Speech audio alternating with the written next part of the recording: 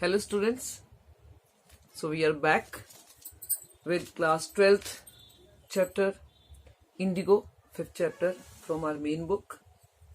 This Indigo chapter, the writer of this chapter is Louis Fischer. Louis Fischer, who was highly, impressed with Gandhi and his way of working, especially his ideas of non-violence. And this Louis Fischer, he was a journalist and he was a highly acclaimed writer, especially for his work on Gandhiji.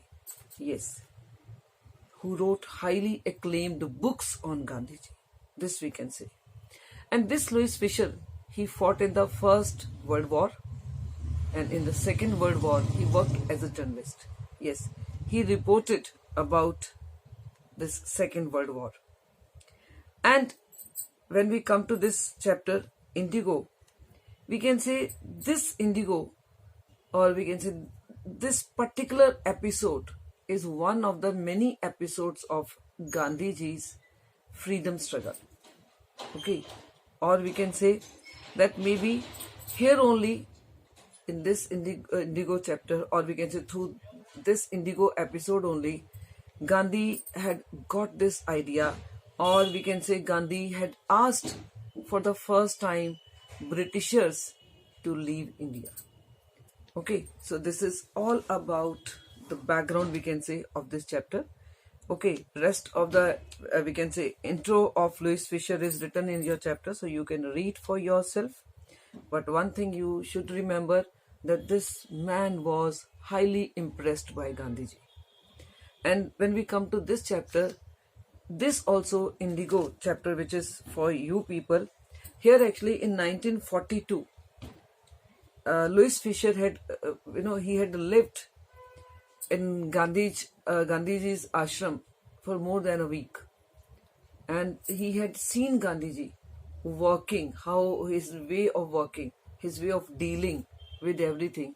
He had seen Gandhiji from very close quarters. And he was allowed to stay over there. He was allowed to capture the way Gandhiji works. And sometime in between, he would be sitting with Gandhi. He would be talking. He would be, in a way, taking his interview. And that's why he was able to write many books on Gandhiji. Okay, so this particular episode is, this particular chapter is where Gandhiji is actually narrating this episode to Louis Fischer. And afterwards, Louis Fischer wrote about it. Okay, so let's start with the chapter. When I first visited Gandhi in 1942 at his ashram, this ashram is Sevagram ashram. At his Sevagram ashram, we can say. Okay, in Sevagram in central India, he said, I will tell you how it happened that I decided to urge the departure of the British. It was in 1917. So Gandhiji here is narrating that incident to Louis Fischer, and afterwards this Louis Fischer wrote about this Gandhiji's experience.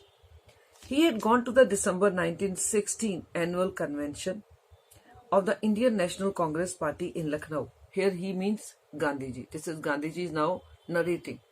Okay, that he had gone to Lucknow to attend one annual convention.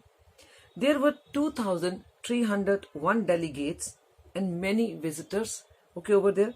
During the proceedings, Gandhi recounted, a peasant came up to me looking like any other peasant in India. Peasant means farmer. So Gandhiji now narrates this incident. He says in Lucknow, when we had gathered over there, many people, many delegations, many visitors were there to attend this meeting. And then maybe one day a peasant came who wanted to talk to Gandhiji. And he said, when he came forward to talk to me, he was looking very ordinary peasant. There was nothing special, nothing special about this peasant. But he wanted to talk to me. He had something to talk to me. And what he said, this peasant, like any other peasant, poor and emaciated. He was looking very poor peasant. Naturally, Indian peasants in those days were very poor because of the British rule. And emaciated. Emaciated means who looks from the face itself, you can make out that the person doesn't get enough to eat. Okay, emaciated. The body is very weak, bony body, we can say. So when this man came, what he said? He said, I am Rajkumar Shukla. I am from Champaran and I want you to come to my district. Gandhi had never heard of the place. Okay, he said, before that I had never heard about this place, Champaran. It was in the foothills of the towering Himalayas near the kingdom of Nepal. Under an ancient arrangement, the Champaran peasants were sharecroppers. Okay, in what way they were sharecroppers? I think here I can elaborate a little bit. Now, in what way they were sharecroppers? Actually, the whole land, which many years ago belonged to Indians, now this land at that time in 1917 belonged to Britishers only. Means when Britishers went over there many years ago, okay, they had taken the land from these poor Indians. And now these Indians, in what way they were sharecroppers? Actually, these now Indians were working on the land as a laborer. Okay. And they were allowed to take the part from the crop. Whatever they were growing over there, they were allowed to take part of that crop. Okay. And this is how they were shareholders. Okay. This was sharecropping. Okay. In what way sharecropping? That they were allowed to take the part of the crop. Okay. And for many years, nobody had any problem because they were happy whatever they were getting. They were happy that at least they are getting, okay, from this land, the part of that crop. Okay, though one thing they were not allowed to take. Actually, on this land, okay, all the pieces of lands, in what way they were doing the work? Actually, 15% of the land was given to indigo cropping only. Okay, means on 15% land, they were growing indigo. On the 85% of land, they were growing other crops. And other crops they were allowed to keep for their use, whatever they need, okay, in whatever quantity they need. But they were not allowed to take indigo or any part from the indigo. Because Britishers, they used to sell indigo in the market and the whole profit, they would be keeping it. But these peasants had no problem because maybe they never aspired to get money from that indigo cropping. Okay, because they were happy that at least they were getting the part of the crop which they are growing. Okay, so this was going very smoothly. But now suddenly something had happened. Okay, Rajkumar Shukla was one of them. Now all these peasants were the sharecroppers and Rajkumar Shukla was also one of them. He was illiterate but resolute.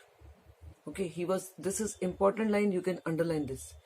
This peasant was illiterate, unlettered, uneducated, but still he was resolute. He was very determined, okay, to do whatever he wanted to do. Okay, he had come to the Congress session to complain about the injustice of the landlord system in Bihar, and somebody had probably said, speak to Gandhi.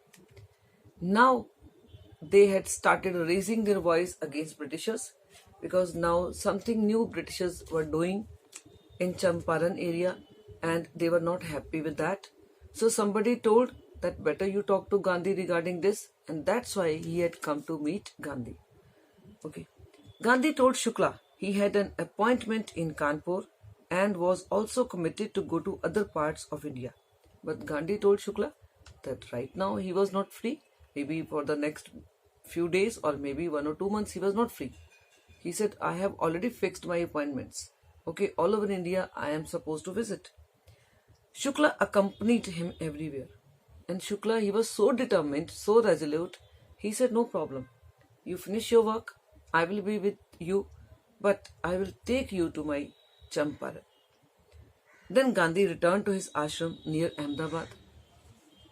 Shukla followed him to the ashram. For weeks he never left Gandhi's side. Fix a date, he begged, and he kept begging, he kept requesting that please fix some time for me also to come to Champaran. Impressed by the sharecroppers' tenacity. So tenacity we can say steadfastness.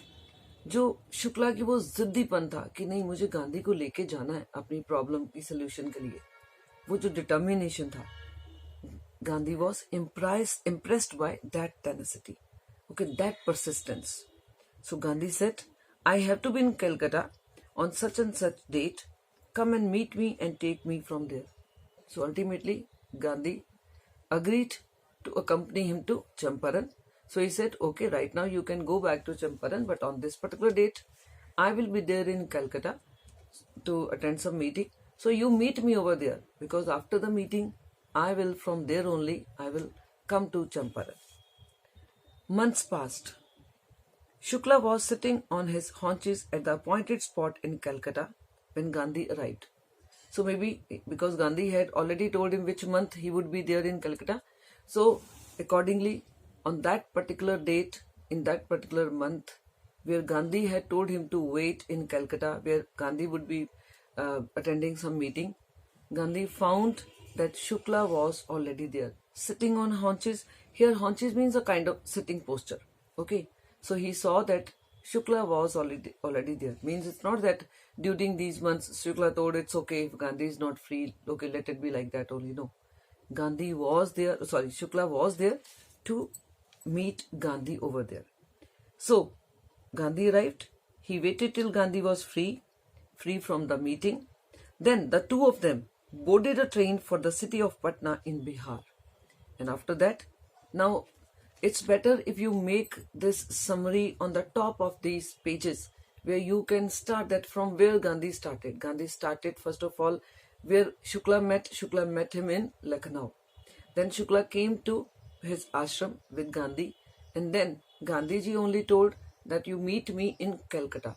So their journey started that way, for especially Champaran, that way started from Calcutta. So from Calcutta they took the train for Patna. Okay, this way better you remember all these things. Okay. So then the two of them boarded a train for the city of Patna in Bihar. There Shukla led him to the house of a lawyer named Rajendra Prasad, who later became president of the Congress party and of India. So Rajendra Prasad, the president. But at that time in 1917, it was not free India. So at that time, this Rajendra Prasad was a lawyer only.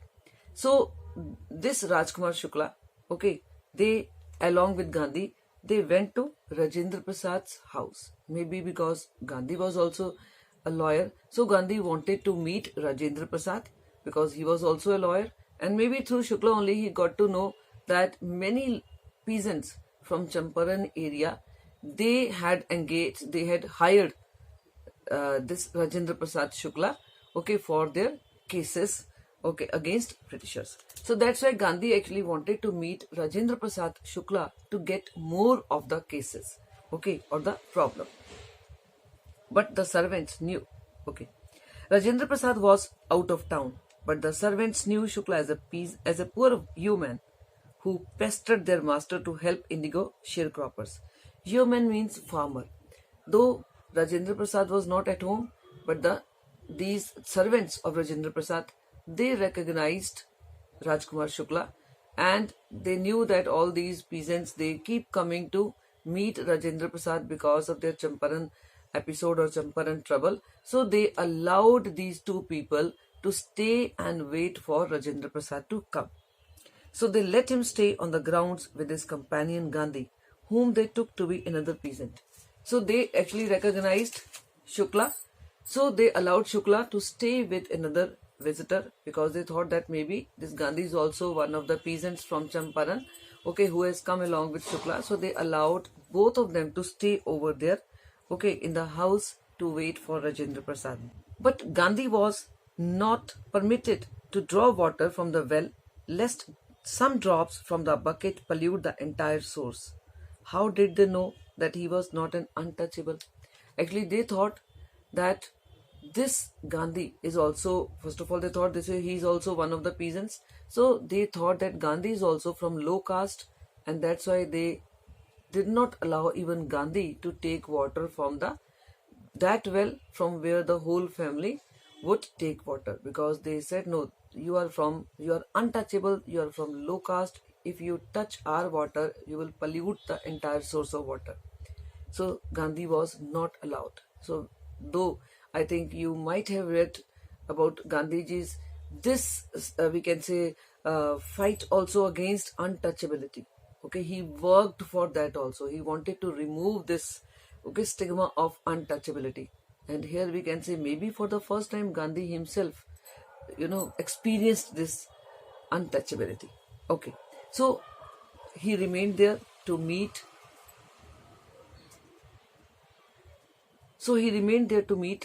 Rajendra Prasad. So after meeting Rajendra Prasad, taking some idea, or we can say some more information about the problem, now Gandhi decided to go first to Muzaffarpur, which was en route to Champaran. So then Gandhi decided that instead of directly reaching to Champaran, he wanted to go to Muzaffarpur first of all. Okay, because in Muzaffarpur also there were many lawyers who were hired by these peasants. So now maybe he wanted to meet all these lawyers, okay. So he wanted to get all that information. So he decided to go first to Muzaffarpur. So now you should add new name, okay, from Calcutta to Patna, now from Patna to Muzaffarpur, which was en route to Champaran, means through it was on the route only. So to obtain more complete information about conditions than Shukla was capable of imparting. Okay, he thought that maybe Shukla, he himself is a poor man, he is not able to give that much information which Gandhi wanted. So he thought of meeting few lawyers in Muzaffarpur. He accordingly sent a telegram to Professor J.B. Kriplani of the Arts College in Muzaffarpur, whom he had seen at Tagore's Shantiniketan school. So there he telegrammed one of the professors, and the professor's name is J.B. Kriplani. On the top of the page or somewhere you write down this name also. You may need to refer this name. So he telegrammed J.P. Kriplani, and he had actually met Kriplani at Shantiniketan. So this way he knew Kriplani. The train. So here we can say one thing, that here it's not that directly he reached Champaran. He met few people. So this few people, first of all, he telegrammed Kriplani, and Kriplani was there to receive Gandhi. The train arrived at midnight, 15 April 1917. Kriplani was waiting at the station with a large body of students. Gandhi stayed there for 2 days in the home of Professor Malkani. Now, underline this name, Professor Malkani. Though he was received by Kriplani, but he did not stay with Kriplani. Here he stayed with Professor Malkani, a teacher in a government school. It was an extraordinary thing in those days, Gandhi commented, for a government professor to harbor a man like me. In smaller localities, the Indians were afraid of showing sympathy for the advocates of home rule. He said this was a strange thing. Okay, you may get this short question. Okay, what was extraordinary thing? Okay, extraordinary thing was that he stayed with Professor Malkani, who was a government teacher, and the government was British government.